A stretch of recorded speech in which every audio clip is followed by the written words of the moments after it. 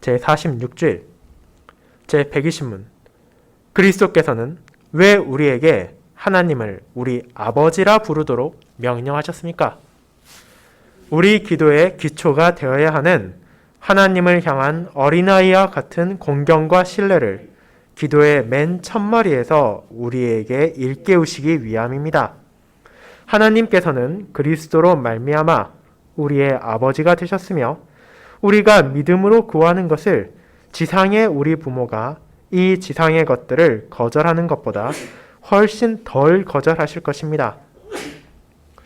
제121문 왜 우리 아버지란 말에 하늘에 계신 이란 말이 덧붙여집니까? 하나님의 천상의 위엄을 지상의 방식으로 생각하지 않도록 하기 위하여 그리고 우리가 몸과 영혼에 필요한 모든 것을 그분의 전능하신 능력으로부터 기대하게 하기 위해서입니다. 말씀 봉사 후에는 찬송 1A장을 통해 사도신경 함께 고백한 후 시편 103편의 4절, 5절, 6절을 이어서 부르도록 하겠습니다.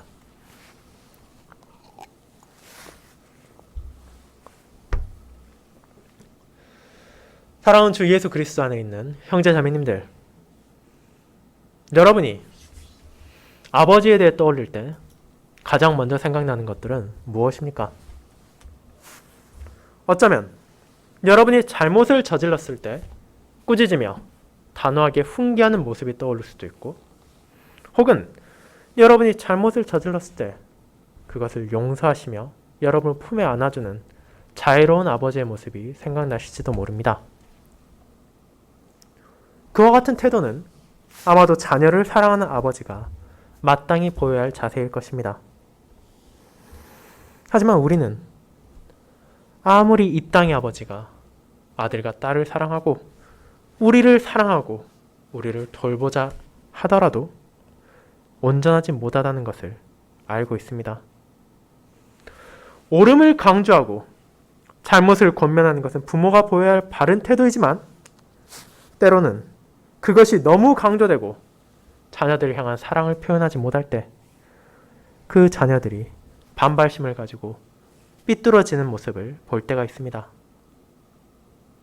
반대로 자녀들을 너무나 사랑하고 아끼는 나머지 도저히 그들에게 쓴소리를 할 수가 없어 오냐오냐 하고 키운 결과 그 자녀들이 방탕하고 잘못을 인정하지 않는 자세를 가지도록 방치하는 경우가 생기기도 한다는 것을 우리는 보게 됩니다. 자녀들을 바르게 인도하고 양육하기 위해서는 공의와 사랑이 조화를 이루어야 한다는 것을 우리 모두는 머릿속으로 알고 있지만 실제로 그것을 이 땅의 부모에게서 온전하게 찾아보기란 결코 쉬운 일이 아닙니다. 왜냐하면 죄악되고 부족한 우리는 부모로서도 결코 완벽함을 가질 수가 없기 때문입니다. 그것을 알고 있는 모든 성도들에게 제46주일은 큰 위로가 됩니다.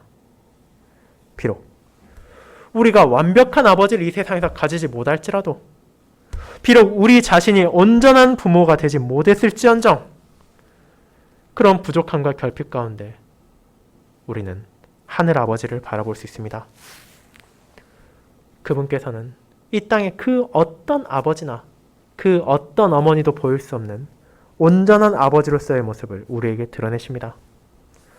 자녀들의 잘못은 엄히 벌하심으로 그들이 죄악에 빠지거나 악한 길을 향할 수 없도록 징치하심은 물론이거니와 그럼에도 불구하고 그 자녀들의 아버지의 사랑을 의심하지 않도록 긍휼하심과 자비를 충분히 베풀어 주십니다. 그 사랑과 공의 가운데 자신의 자녀들을 돌보신 하나님께서는 그들이 세상과 사회의 풍조에 휩쓸려 살아가는 것이 아니라 아버지인 그분을 따라 거룩한 삶을 살아가고 그분을 경외하며 살아가며 이 땅에서 아버지의 공의와 사랑을 우리 역시도 드러내길 원하십니다. 그와 같은 진리를 주님께서는 자신의 제자들에게 기도를 가르치시며 그 기도의 대상인 하나님을 다름 아닌 아버지라 부르라고 명하심으로 알려주신 것입니다. 이 아버지란 고백에 담긴 의미를 우리는 모든 성도를 돌보시는 아버지라는 제목으로 살펴보고자 합니다. 그리고 그분의 공의로우심과 사랑이 자녀된 우리에게 얼마나 큰 위로인지를 알아보겠습니다. 첫 번째, 온전한 공의로 돌보시는 아버지에 대해 살펴보겠습니다. 형제자매 여러분, 우리의 교리문답은 어느덧 우리의 죄와 비참을 다루었던 1부를 마치고 우리의 구원에 대해 다루었던 2부를 넘어서 우리의 감사를 고백하는 3부에 왔으며 그 중에서도 가장 마지막 부분인 기도에 도착했습니다. 그리고 우르시누스와 올레비아누스는 하나님의 말씀을 요약하여 그 외의 신자들이 종종 잊어버리기도 하는 기도의 중요성을 다시 한번 고백하도록 합니다. 기도란 우리에게 있어 해도 되고 안 해도 그만인 어떤 것이 아니라 오히려 멈출 수가 없고 쉬지 말고 해야 되는 필수적인 요소라는 것을 알려준 것입니다. 그렇다면 기도가 대체 무엇이길래 우리에게 그토록 필요한 것입니까? 제 116문답은 그에 대해 명확하게 선언합니다. 이 기도야말로 하나님께서 우리에게 요구하시는 감사의 가장 중요한 부분이라고 말입니다. 이것은 많은 신자들에게 의구심을 품게 만들 수도 있습니다. 신자가 이 땅에서 하나님을 향한 감사의 열매로 보여야 할 것이 얼마나 많습니까? 우리는 그것을 이미 지난 10계명을 살펴보므로 확인할 수 있었습니다. 그런데 어떻게 이처럼 단호하게 기도가 감사의 가장 중요한 부분이라고 말할 수 있는 것입니까? 물론 거기에는 충분한 이유가 있습니다. 왜냐하면 기도가 하나님을 향해 우리가 감사를 직접적으로 전달하는 방식이며 그와 같이 감사하는 자들에게 하나님께서는 다시 은혜를 베푸셔서 우리가 목적지에 도달할 그때까지 필요한 모든 힘과 은혜를 베풀어 주시기 때문입니다. 즉, 우리는 감사 가운데 기도로 하나님께 나아갑니다. 우리 자신의 능력을 높이고 과대평가하는 것이 아니라 하나님의 자비가 없다면 단 한순간도 서 있을 수 없다는 고백을 하며 오직 그분의 은혜를 구합니다. 그리고 끊임없이 진심으로 갈망하며 구함으로 우리의 부족과 결핍을 온전하게 채워줄 수 있는 유일한 분이 바로 하나님 한 분뿐이라는 것을 우리가 확신한다는 것을 하나님께 고백합니다. 하지만 우리가 아무리 그런 확신을 가진다 하더라도 하나님께 죄인이 나아갈 수 없다는 것을 우리는 알고 있습니다. 거룩하신 하나님 앞에 죄로 인해 더럽혀진 자가 나아가기 위해서는 정결해질 필요가 있습니다. 그러나 우리의 능력으로는 아무리 그 죄를 씻으려 노력한들 그것을 씻어낼 수 없을 뿐더러 오히려 진흙탕에서 뒹구는 동물들과 같이 더욱더 우리 자신을 더럽히기만 한다는 것을 알고 있습니다. 그것을 우리는 거룩한 율법을 통해 죄된 본성을 바라봄으로 깨닫게 됩니다. 그렇다면 어떻게 감히 이처럼 더러운 우리가 하나님께 나아갈 수 있습니까? 어떻게 우리가 그분께 우리의 필요를 구하며 다시 자비와 은혜를 구할 수 있습니까? 그것은 오직 그리스도의 공로와 은혜를 통해서 가능한 것이었습니다. 우리는 자신의 힘으로 하나님께 나아가는 것이 아니라 언제나 그리스도 안에서 하나님께 향합니다. 이 땅에 오신 주님께서 우리의 부족함을 온전하게 채워주시며 우리의 결핍을 메꿔주셨습니다. 율법의 모든 계명에서 드러난 하나님의 요구와 우리에게 주어진 소명을 처음부터 끝까지 부족함 없이 순종하심으로 얻은 의로움을 우리에게 주셨을 뿐 아니라 우리의 죄악으로 인해 야기된 하나님의 공의로운 진노의 심판까지도 온전히 감당하심으로 이제 하늘 아버지께서 그분의 백성들을 그리스도 안에서 의롭게 바라보시며 그들이 자신의 필요를 구할 수 있도록 기꺼이 용납해 주셨습니다. 그 사실을 알기에 우리는 기도를 드리며 하나님께 필요를 구할 뿐 아니라 기도 그 자체도 너무도 감사하다는 것을 알게 됩니다. 하지만 기도가 단순히 하나님을 향한 요청만으로 끝나는 것이 아니라는 것을 우리는 확인했습니다. 우리의 부족함을 인식하고 우리의 필요를 구하는 것은 분명 기도의 가장 중요한 부분이지만 기도는 그것을 넘어 하나님과 그분의 자녀된 자들의 교제의 방식이기도 합니다. 우리는 기도를 통해 하나님께 나아가며 그분께 우리의 모든 것을 나눌 수 있습니다.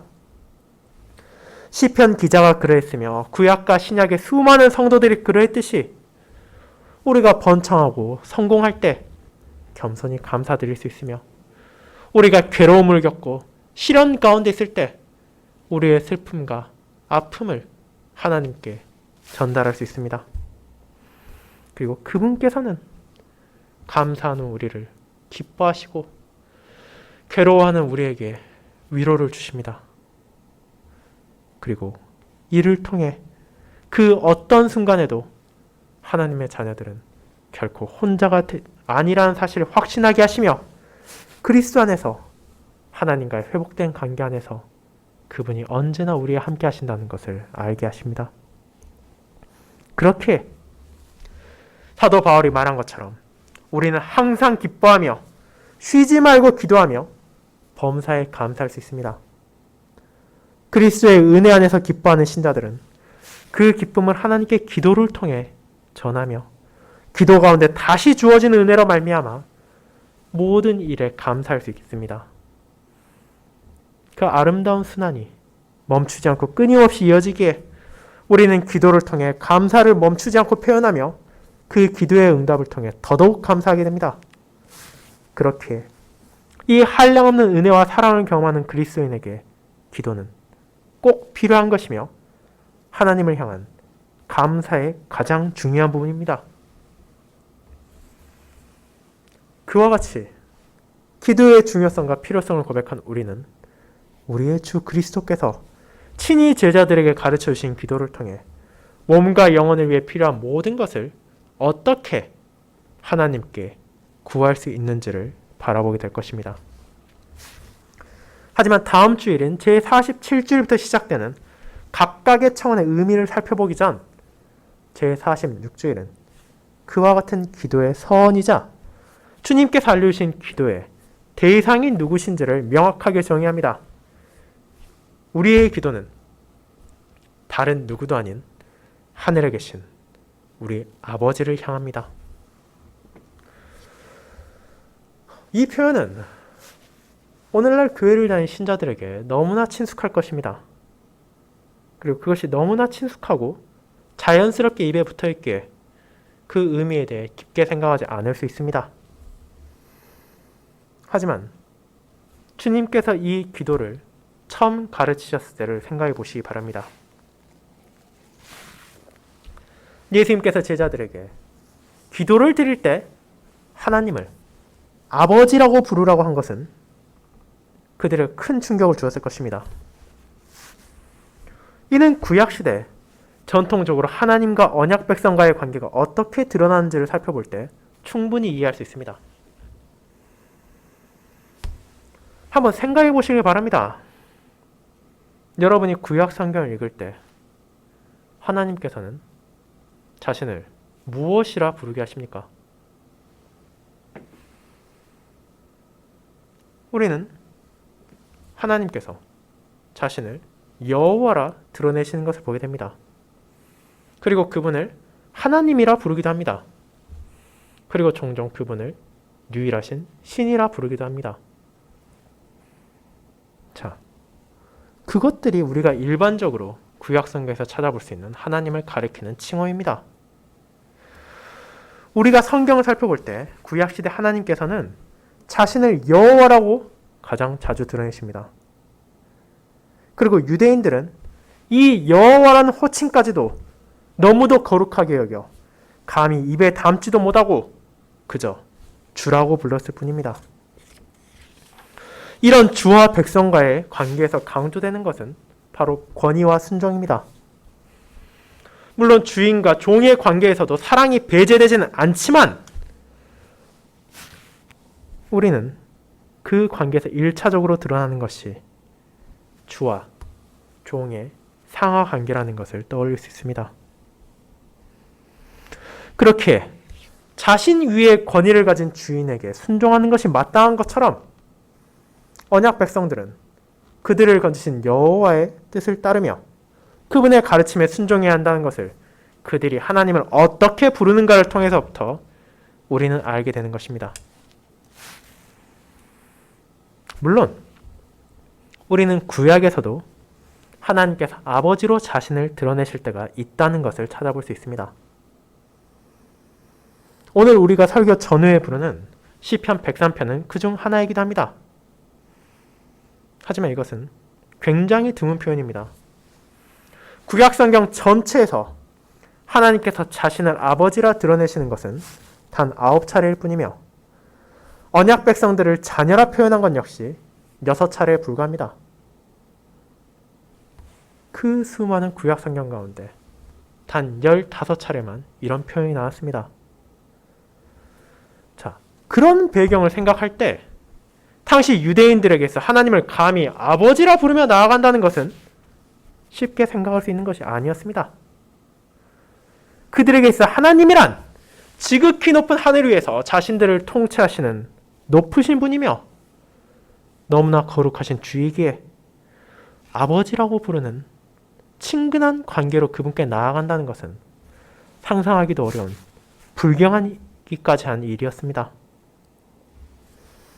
하지만 주님께서는 그와 같이 높으신 여호와께서 동시에 그들의 아버지가 되신다는 것을 잊지 않게 하셨습니다. 그분께서 기도를 가르치실 때 하나님을 가리킬 수 있는 수많은 호칭과 표현 가운데 굳이 아버지를 사용하심으로 이를 전하신 것입니다.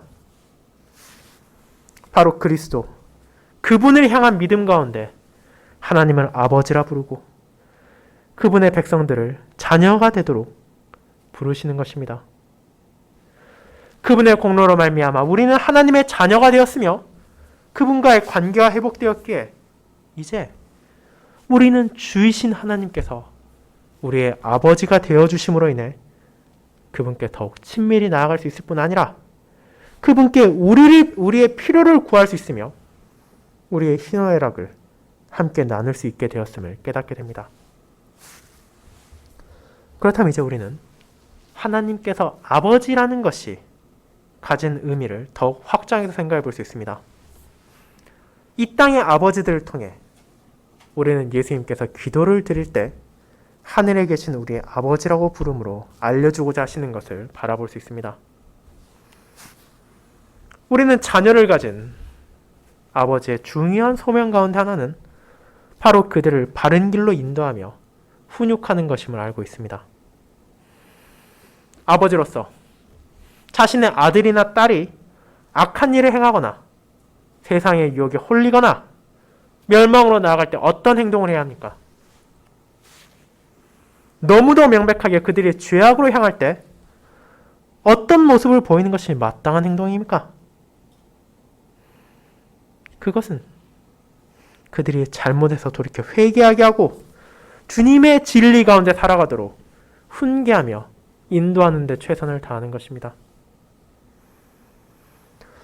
이것은 너무도 당연한 것이지만 이 세상의 많은 아버지들이 실패하는 것이기도 합니다. 저는 작년 우연히 만나게 된 딸 3명을 가진 한 아버지와의 대화 중 이것을 실감하게 되었습니다. 대화 가운데 부모의 소명에 대한 화제가 나왔을 때 그는 자신의 딸들이 만약 잘못을 범하고 악을 행한다 하더라도 말리거나 훈계할 수 없을 것 같다고 말했습니다. 그들을 너무도 사랑하기에 심지어 죄악을 저지른다 하더라도 그들에게 무언가 생각이 있는 것이 아니겠냐며 자신은 딸들의 판단을 존중할 것이라 말했습니다. 심지어 그분은 나름대로 교회를 신실히 수십 년간 다녔음에도 불구하고 그렇게 말한 것입니다. 그렇다면 세상의 아버지들 가운데 이에 동조하는 사람들이 얼마나 많겠습니까? 하지만 하나님께서는 어떤 하나님이십니까? 그분은 분명 사랑이 많으신 아버지이십니다. 앞서 제가 언급했던 그 아버지보다 훨씬 더 사랑이 많으시며 온전한 사랑을 보이시는 분이십니다. 하지만 그럼에도 이 아버지는 정의 눈이 멀어 자식의 훈육을 방치하는 어리석은 아버지가 아닙니다. 자녀들이 멸망을 향해 나아갈 때 훈계하고 회개를 요청하시지만 그들이 거부했을 때는 자녀들이 눈물을 흘리고 아파하며 괴로워할지라도 매를 들어 잘못을 깨닫도록 하는 공의로운 아버지가 바로 우리의 하나님이십니다. 신약시대 성도들은 자신들의 믿음의 선조들을 하나님께서 어떻게 권면하시고 인도하셨는지를 너무도 잘 알 수 있습니다. 신명기 32장에서 모세는 이스라엘의 총회 앞에서 노래를 부르며 하나님의 공의로움을 전했습니다. 애굽에서 그분께서 건져내시고 크신 은혜를 베푸셨음에도 불구하고 광야에서 그들은 하나님을 거역하고 우상을 섬기며 심지어 그분을 잊어버리기까지 했습니다. 그럴 때 여호와께서는 어떤 반응을 보이셨습니까? 신명기 32장 19절은 다음과 같이 말합니다. 그러므로 여호와께서 보시고 미워하셨으니 그 자녀가 그를 경노하게 한 까닭이로다. 그들이 죄를 범했을 때 하나님께서는 노하셨습니다. 그리고 그 이유는 아버지의 공의로움을 자식들이 짓밟고 아버지의 거룩한 뜻을 자식들이 무시하고 생명의 길이 아니라 저주의 길로 그분의 자녀들이 향했기 때문입니다. 그것은 하나님을 노하게 만들기에 충분했으며 그 진노 가운데 그들을 강하게 치게 하셨습니다. 이스라엘 백성들이 도저히 자신들의 죄를 더 이상 무시할 수 없도록 분별력 없는 유대인들이 그들의 고통을 원인을 깨달을 수 있도록 어리석은 언약 백성들이 자신들이 진정 따르고 행해야 하는 것이 무엇인지를 알 수 있도록 그들에게 환난을 경험하게 하시고 고난을 마주하기도 하셨습니다.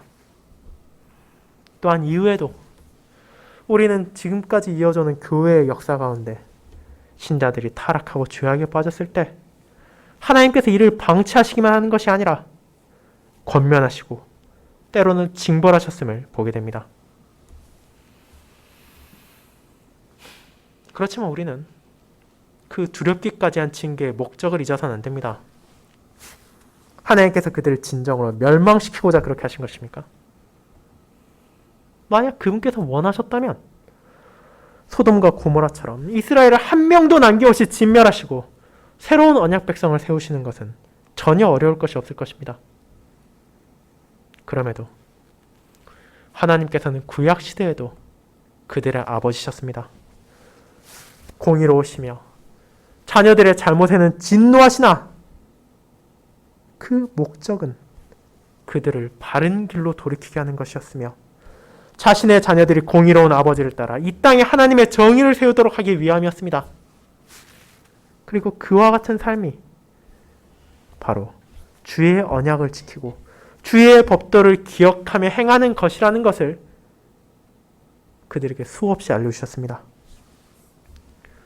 배역한 자녀들이 우상을 섬기고 악을 행할 때 선지자들을 보내사 그것이 잘못되었다는 것을 알려주시고 그들이 수많은 권면과 선포를 무시하기까지 했을 때 때로는 이방인의 왕과 군대를 움직여서 그들을 징계하심으로 하나님의 자녀들이 그들의 잘못을 인정하고 하나님만을 의지하도록 하신 것입니다. 자신의 자녀들을 사랑하시기에 더더욱 그들의 죄를 미워하심으로 그 자녀들이 아버지의 공의로움을 결코 잊을 수 없게 하신 것입니다. 그리고 이와 같은 아버지의 공의는 그분의 독생자의 죽음 가운데 온 세상에 전해졌습니다. 그분의 정의는 결코 왜곡되거나 굽혀지는 것이 아니기에 우리의 죄에 대한 대가는 반드시 치러져야 했습니다. 아버지의 사랑하는 독생자께서 이를 부족한 자녀들을 대신하여 짊어지셨다고 하더라도 그 진노의 심판은 결코 약해지거나 취소되지 않았습니다. 예수 그리스도께서 자신의 백성들을 구원하기 위하여 감당하신 하나님의 진노는 죄를 향한 그분의 공의로움이 얼마나 두려운 것인지를 드러내었으며 자녀들의 어리석음을 돌이키기 위한 아버지의 진노가 어떤 것인지를 그분의 자녀들에게 보여주었습니다. 사랑하는 형제자매 여러분, 그렇게 주님께서는 우리가 매번 기도를 드릴 때 이와 같이 공의로우신 아버지를 향해 나아간다는 것을 알게 하셨습니다.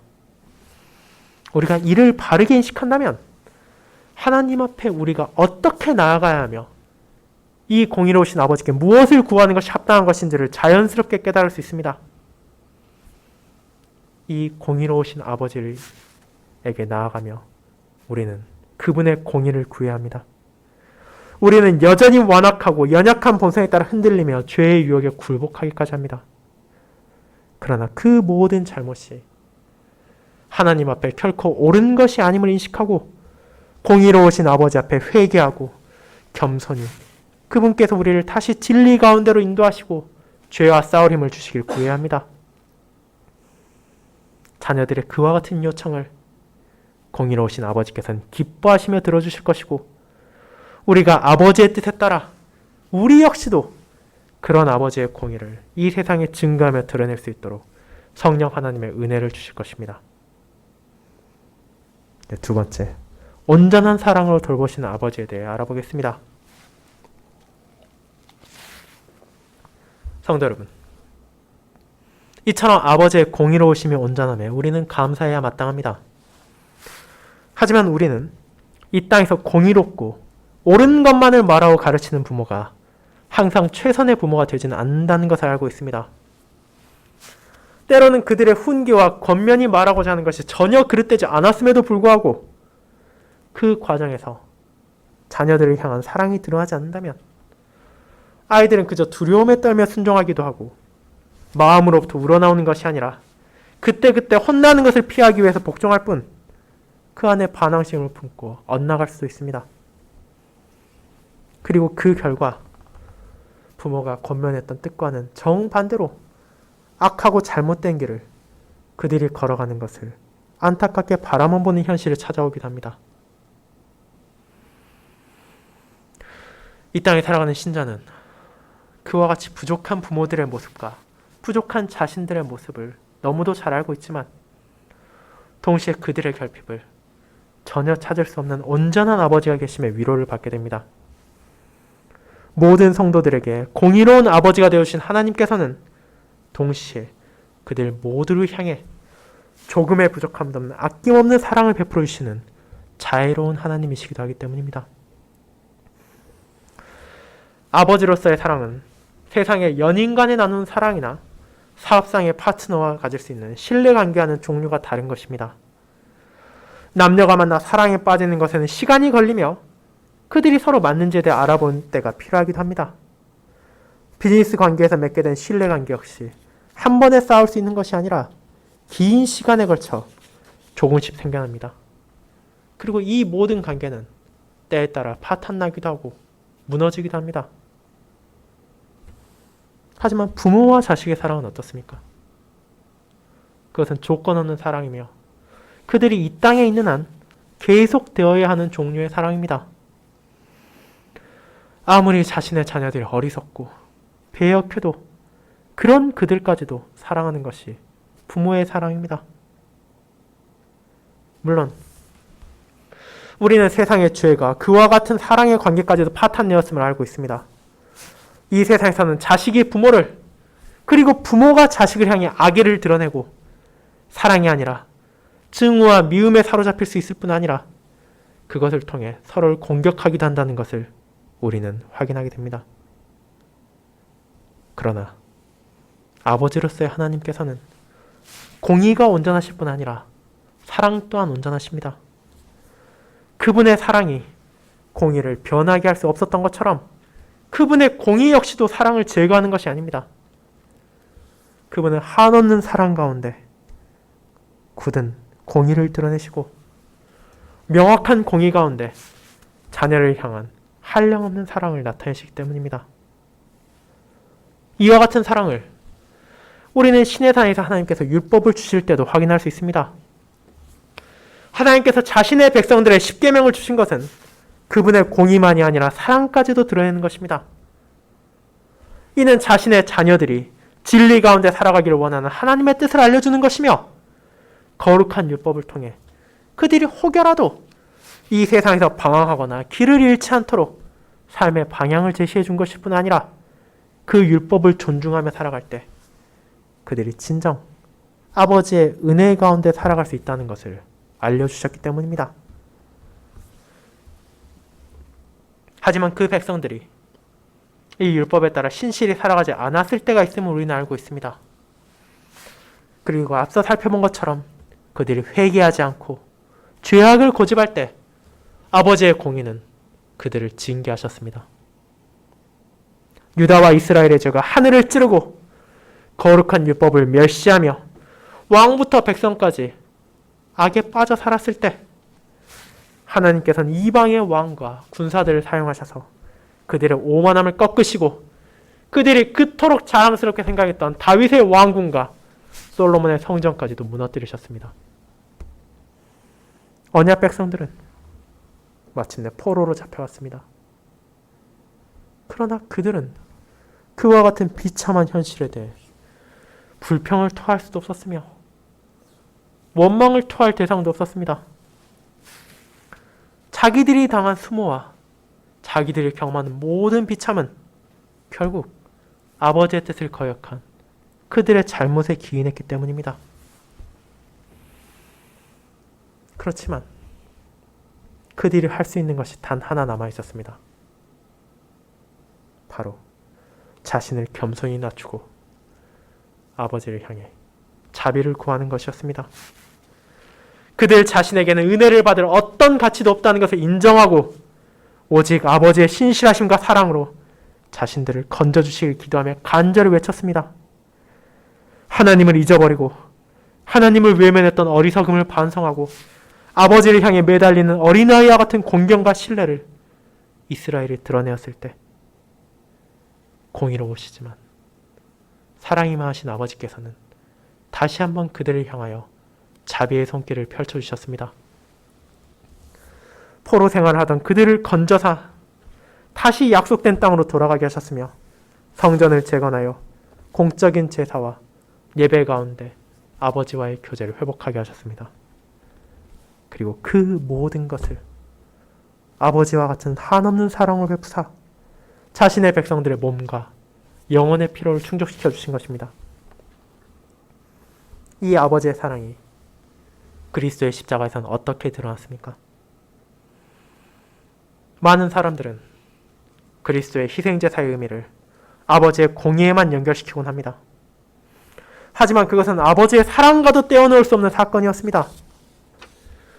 우리를 죄를 사하기 위해 이 땅에 오신 예수님께서 이 땅의 모든 생애, 특별히 십자가에서 아버지의 진노를 감당하신 것은 분명 지극히 높으신 하나님 아버지의 공의를 드러내는 것입니다. 그러나 동시에 독생자를 아끼지 않고 보내주심은 그분의 한없는 사랑의 표현임을 잊어서는 안 됩니다. 왜 예수 그리스도께서 죽으시기까지 자신을 낮추시고 아버지의 저주를 감당하셨습니까? 그것은 바로 우리의 죄를 용서하시고 아버지의 공의를 충족시킴으로 부족하고 연약한 우리가 아버지의 자녀로서 아버지의 은혜 가운데 살아갈 수 있게 하기 위함이었습니다. 하나님께서는 이를 위해 독생자를 보내셨으며 우리가 그분의 자녀로서 아버지의 사랑에 대한 확신을 가지고 살게 하셨습니다. 그리고 사도 요한은 요한일서 4장에서 이 크신 사랑에 대해 다음과 같이 선언합니다. 하나님의 사랑이 우리에게 이렇게 나타난 바 되었으니 하나님이 자기의 독생자를 세상에 보내심은 그로 말미암아 우리를 살리려 하심이라. 사랑은 여기 있으니 우리가 하나님을 사랑한 것이 아니요 하나님이 우리를 사랑하사 우리 죄를 속하기 위하여 화목제물로 그 아들을 보내셨습니다. 요한일서 4장 9절 10절 말씀입니다. 사랑하는 성도 여러분, 그와 같은 한없는 사랑이 우리에게 증거되었기에 우리는 어떠한 의심도 없이 아버지께 나아갈 수 있습니다. 이미 우리에게 베풀어진 아버지의 사랑을 기억하며 그리스도를 통해 하나님께 나아가며 우리의 필요를 구할 수 있습니다. 만약 그분이 공의롭게만 하셨다면 두려움으로 인해 우리가 감히 나아갈 수 없을지도 모르지만 그분은 동시에 너무도 자애로우신 아버지에게 우리는 경외만이 아니라 사랑을 품고 어린아이와 같은 자세로 그분만을 의지하고 신뢰하며 기꺼이 아버지께 기도로 나아갑니다. 우리의 아버지이신 하나님께서는 그런 자녀들을 하나가 된 공의와 사랑으로 인도하십니다. 그분의 공의 안에서 자녀들이 사랑을 보게 하시고 그분의 사랑 안에서 신자들이 공의를 바라보게 하십니다. 그리고 그를 통해 자신의 자녀들을 바른 길로 인도하시며 그들이 그 길을 걸어가는 동안 필요한 모든 것을 베풀어 주십니다. 그렇게 우리는 이 아버지의 사랑과 공의에 대한 확신을 가지며 전능하신 우리의 하늘 아버지께서 모든 것을 베풀어 주심에 감사하며 기도드립니다. 이 은혜 가운데 감사하며 한 해를 보내고 새로운 한 해를 다시 맞이하도록 합시다. 올 한 해 저와 여러분을 아버지의 공의와 사랑으로 돌보신 하나님께서는 다가올 한 해에도 변치 않는 자비와 정의로 우리를 인도하실 것입니다. 그리고 그 아버지께서는 기도하는 우리의 필요를 채워주시며 우리의 갈 길을 분명하게 밝혀주실 것입니다. 아멘.